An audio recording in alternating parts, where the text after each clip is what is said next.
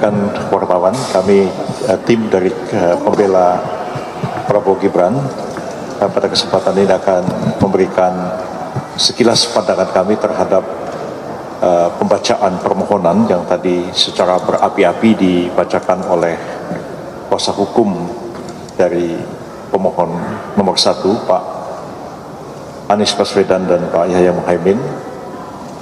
Kami sudah menyimak pidato pengantar dari Pak Anies Baswedan sebagai pemohon prinsipal, dan juga kami menyimak penyampaian permohonan yang berapi-api disampaikan oleh Pak Yusuf Amir dan kemudian oleh Pak Bambang Wijoyanto. Saya akan memberikan tanggapan sekilas yang selanjutnya akan disampaikan oleh para wakil ketua yang hadir dan para senior yang hadir sini. Intinya sih kami menilai bahwa permohonan ini lebih banyak narasi, asumsi, hipotesa daripada menyampaikan bukti. Dan saya baru dengar dari Pak Kaligis tadi pagi, dia bilang narasi itu bukan bukti. Begitu juga asumsi itu bukan bukti, sesuatu yang harus dibuktikan. Begitu juga patut diduga dan sebagainya disampaikan tadi, sesuatu yang memang harus dibuktikan. Jadi lebih banyak opini yang dibangun, narasi yang tulis, tanggapan tertulis kami kepada Mahkamah Konstitusi. Secara umum tidak ada sesuatu yang sulit bagi kami untuk menjawab atau menanggapi permohonan itu. Oleh karena seperti yang saya katakan tadi, lebih banyak merupakan narasi, dugaan, patut diduga, dan lain sebagainya, bukan sesuatu yang merupakan fakta yang harus diungkapkan dalam persidangan. Pak Oto, silakan memberikan tanggapan. Terima kasih teman-teman wartawan. Apa yang dikatakan oleh Prof. Yusril, saya pikir itu adalah satu fakta dan itu benar yang disampaikan Pak Yusril. Perkara ini hanyalah merupakan penggiringan opini masyarakat. Coba kita bayangkan ya, ini bukan permohonan suatu pengujian undang-undang. Ini adalah sengketa. Ya, sengketa pilpres. Kalau namanya sengketa, ada pihaknya. Pihak termohonnya itu KPU. Tetapi tidak ada satupun saya lihat di sana itu yang dipersoalkan tentang apa yang dilakukan oleh KPU. KPU tidak ada dipersoalkan. Yang dipersoalkan justru adalah persoalan yang adalah tindakan-tindakan dari pemerintah dan presiden yang tidak merupakan pihak di dalam perkara ini. Ini kan aneh ini. Bahkan juga tidak ada dipersoalkan juga ada kesalahan dari paslon nomor 2. Jadi posisi paslon nomor 2 sangat benar. Tidak ada satupun yang dipersalahkan perbuatan dari paslon 2. Justru yang dipersoalkan adalah yang dilakukan oleh pemerintah yang sebenarnya tidak ada kaitannya dengan perkara ini karena dia tidak pihak. Ya kan? Dia tidak pihak di dalam perkara ini. Jadi terlihat memang ini adalah upaya-upaya yang subjektif dari pihak pemohon untuk mendiskreditkan pemerintah, khususnya Pak Presiden, dan secara pribadi juga untuk Pak Gibran Rakabuming Raka. Ini pokok daripada permohonan ini. Jadi sama sekali tidak ada kaitannya ini dengan paslon 02 dan tidak ada kaitannya dengan perkara sesungguhnya. Bayangkan pemerintah bukan pihak di dalam perkara ini, bahkan dia tidak menjadi terkait, tapi dia yang dibicarakan sehingga tidak relevan dalam perkara ini. Kita cerita antara KPU dengan pemohon, tapi yang diceritain perbuatan orang lain. Jadi ini saya kira ini pasti tidak akan diterima oleh Mahkamah Konstitusi, ya. Jadi saya yakin betul itu, ya. Silakan Pak Ahmad. Ini dua senior sudah kasih, tapi saya singkat aja.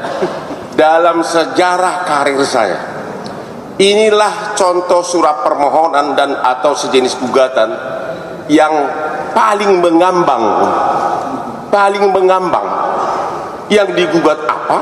Yang dibahas bansos. 90% isi dari permohonan itu adalah tentang bansos. Dan itu bisa dijawab dengan satu kalimat. Bansos itu adalah sah sesuai dengan peraturan.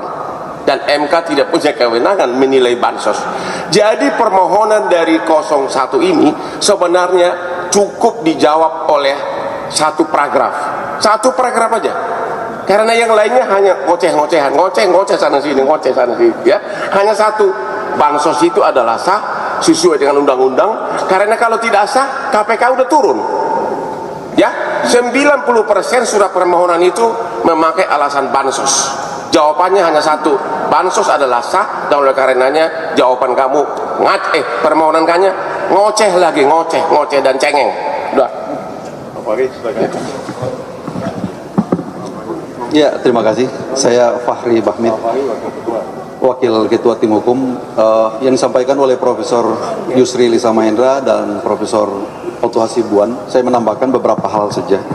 Kami bahagia dengan permohonan yang telah dibacakan secara bergantian oleh Bambang Wijayanto dan beberapa teman tadi.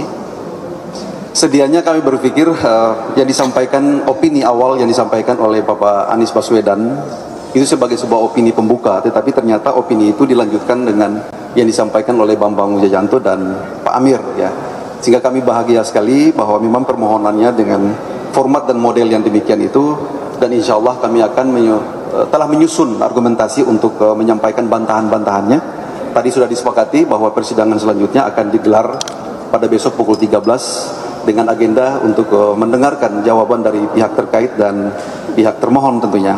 Kami meyakini sungguh bahwa semua argumentasi yang akan kami kemukakan nanti tentunya sejalan dengan apa yang menjadi kewenangan dan yurisdiksi absolut daripada kewenangan Mahkamah Konstitusi, bahwa pada hakikatnya Mahkamah Konstitusi tidak mengadili soal-soal di luar yang berkaitan dengan asumsi dan hipotesa, tetapi Mahkamah Konstitusi akan fokus kepada kewenangan konstitusionalnya untuk mengadili hasil. Dan seperti yang kita dengar tadi dari awal pembacaan permohonan sampai dengan kesimpulan dan petitum, tidak ada sama sekali sesuatu apapun yang berkaitan dengan kewenangan ataupun yurisdiksi dari Mahkamah Konstitusi. Dengan demikian kami sangat happy dengan permohonan yang demikian itu, dan selanjutnya kami akan menjawab sesuai dengan kewenangan yang telah diberikan oleh Mahkamah Konstitusi dalam sesi penyampaian jawaban dan eksepsi yang akan kami kemukakan besok hari di Mahkamah Konstitusi. Terima kasih dari saya. Kalau saya katakan narasi bukan bukti, dasarnya jurisprudensi 803K 1970. Bukti adalah apa yang dinyatakan dalam pasal 184 dan 185 KUHP yang dibuktikan di persidangan. Kalau ngomong omon-omon aja bisa bukti, semua orang bisa masuk penjara. Itu cuma sekian. Dan saya sudah membuat penelitian, putusan-putusan dikatakanlah Pilpres dan Pilkada, itu buktinya semua putusan pengadilan, karena normanya ada dihukum kalau melanggar. Terima kasih. Baik, jadi kami sudah memberikan pendapat, ya. Pada intinya yang paling pokok pada pendapat saya adalah sidang ini adalah sidang PHPU, permohonan perselisihan hasil pemilihan umum. Jadi yang diatur di dalam peraturan Mahkamah Konstitusi itu pemohon harus mengatakan ini hasil KPU, ini nggak benar, yang benar itu ini hasil kami. Tapi itu tidak ada di dalam permohonan ini. Demikian. Terima kasih banyak.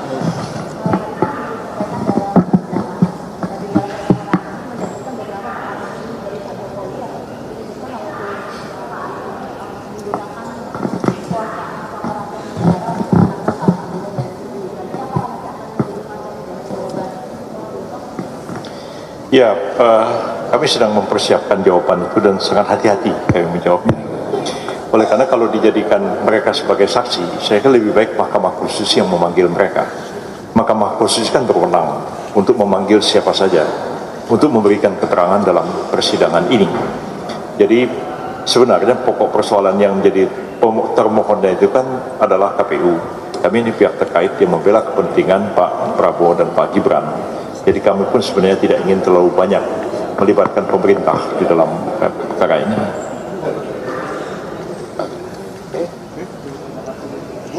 Thank you. Ya. Baik, terima kasih banyak.